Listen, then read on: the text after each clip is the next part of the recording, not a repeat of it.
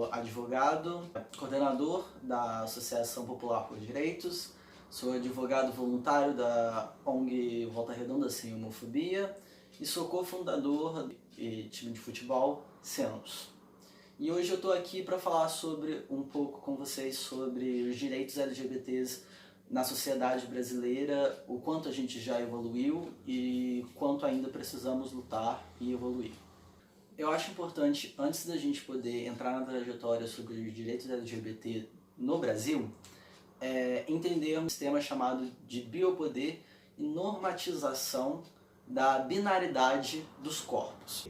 Parece muito complicado esses termos, mas eles são bem simples. É importante que a gente entenda que desde o começo da ciência, em todas as áreas de conhecimento e científica, houve uma apresentação de um discurso sobre o que seria natural e normal para os corpos das pessoas, os seres humanos.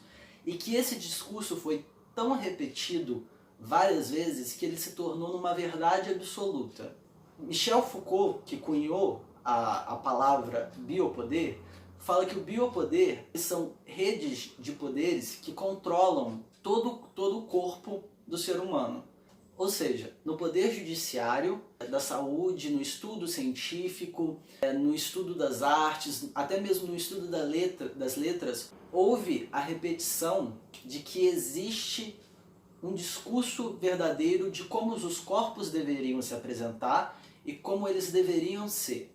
E isso é o que a gente chama de binaridade. Desde sempre foi entendido e perpetuado pelas instituições de poderes que o corpo deve ser, em gênero, homem ou mulher, e em sexualidade, hétero ou homossexual, sendo que o corpo perfeito sempre estaria alinhado àquele sendo do homem hétero. Então, tendo como base perfeita sendo o corpo hétero e do homem, todas as políticas sociais, seja dentro da medicina, seja dentro do sistema jurídico, do sistema de aplicações de leis, todos os sistemas que produzem poder sobre os corpos estão voltados à ideia principal de que a perfeição existe no corpo hétero e do homem cis. Por isso, entendendo que o sistema jurídico também é um sistema de controle e de apoio do poder, vamos conseguir enxergar por que os corpos que não são heteronormativos foram colocados à margem quando se está na questão de direitos humanos, direitos de pessoas e no direito do cidadão brasileiro como um todo. Agora, abordando de fato a história do direito LGBT no Brasil, é interessante falar sobre o fato de que o Brasil foi o primeiro país de todas as Américas a descriminalizar a sodomia. A homossexualidade deixou de ser crime com a introdução do Código Penal Imperial, onde tal diploma não continha mais o crime de sodomia. Por não conter mais o crime de sodomia, ser homossexual não era mais um crime no Brasil. É muito importante atentar para o fato que atualmente o Brasil é indicado como o país de maior ocorrência de crimes de ódio contra a população LGBT. Isto é, mesmo sendo um país inovador e primeiro a descriminalizar a homossexualidade, ele ainda é o país que mais mata a população LGBT. Desde 1830 até por meios de 1990, não se houve muito debate jurídico, na questão jurídica, sobre a pessoa homossexual e a comunidade LGBT em si. Essa situação de preocupação jurídica com a pessoa e a comunidade LGBT só foi mudar por um fator externo ao Brasil, que foi quando, em 1973, várias instituições médicas de psicologia, psiquiatria e de saúde mundial retiraram a homossexualidade como um transtorno mental. Isto é, a partir daquele momento o mundo começou a visualizar as pessoas da comunidade LGBT como pessoas comuns, plenas de direito, e não condicionadas a uma doença ou um transtorno que desviava o seu comportamento. Tendo assim, o governo a obrigação de olhar por essas pessoas e garantir que elas tivessem seus direitos básicos e fundamentais também atendidos pelas leis. Vale apontar que em 1995 houve um projeto de lei 1151 de 95 em que tentava se reconhecer o direito da união civil e união estável de pessoas homossexuais. Até então, as pessoas que gostariam de ter uma união estável ou um casamento civil tinham que recorrer ao judiciário. Essas decisões eram abertas à interpretação plena e única do juiz do caso e não vinculava nenhum estado e nenhuma outra situação. As pessoas também podiam, na época, criarem contratos privados civis garantindo obrigações e direitos entre essas duas pessoas. Esses contratos eram tidos apenas como contratos civis plenos, que garantiam e davam direitos aos participantes, mas não era tido como um ato reconhecido pelo governo de casamento, de forma que todos os direitos e obrigações e garantias que pessoas casadas heteronormativas tinham eram estendidas para esses casais.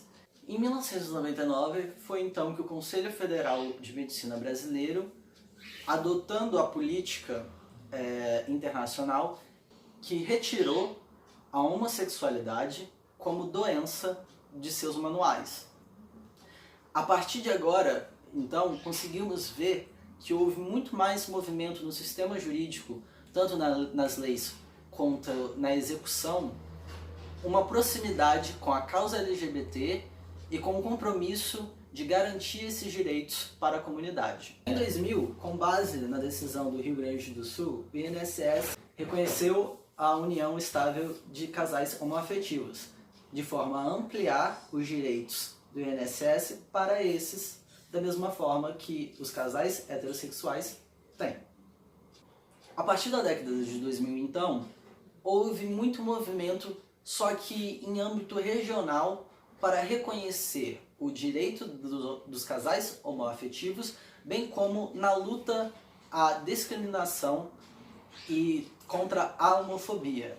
Mas todas essas ações, seja em legislação estadual, municipal ou em atividades municipais e estaduais, foram muito regionais. Isto é, todo esse combate e procura de assegurar direitos para a comunidade LGBT teve concentração estadual e regional. Nada nunca feito no âmbito federal. Em 2006, tivemos um avanço enorme jurídico na legislação brasileira, que foi a introdução da Lei Maria da Penha. A Lei Maria da Penha foi a primeira lei federal que reconheceu a existência de casais homoafetivos, só que somente no âmbito feminino. Isto porque as duas pessoas dentro dessa união estável estariam também resguardadas pela Lei Maria da Penha. Durante toda a década de 2000, houve uma luta e uma procura por decisões e garantia de direitos para a comunidade LGBT. Isso junto com governos regionais e estaduais, bem como o movimento LGBT que começou a se fortificar e aparecer mais na comunidade brasileira. Existiam várias decisões e atuações governamentais que tentavam promover igualdade para a comunidade LGBT e tentavam combater a homofobia.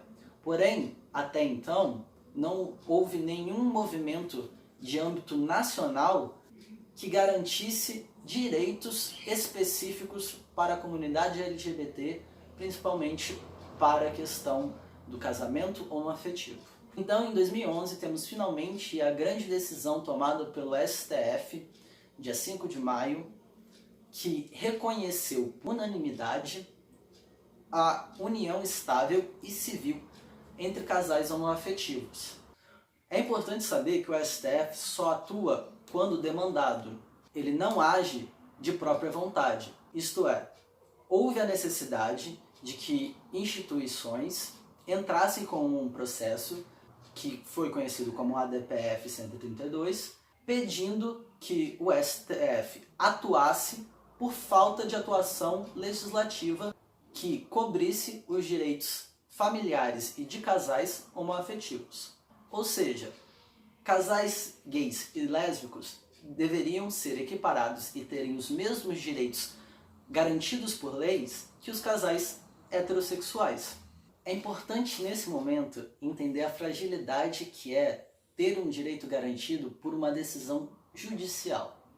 Isso porque uma decisão judicial como a do STF, que vinculou todo o território nacional e que levou o CNJ, o Conselho Nacional de Justiça, a deferir uma resolução que obrigava todos os cartórios a realizarem a união estável ou casamento civil, pois muitos cartórios se recusavam mesmo com a decisão do STF, é de que uma decisão judicial não tem o mesmo valor jurídico e a mesma garantia jurídica de que um direito assegurado por lei. Por isso, ainda hoje, é importante que a comunidade LGBT lute por uma legislação que garanta esse direito adquirido de forma que não haja nenhum retrocesso legal que venha retirar esse direito adquirido dado pela Justiça.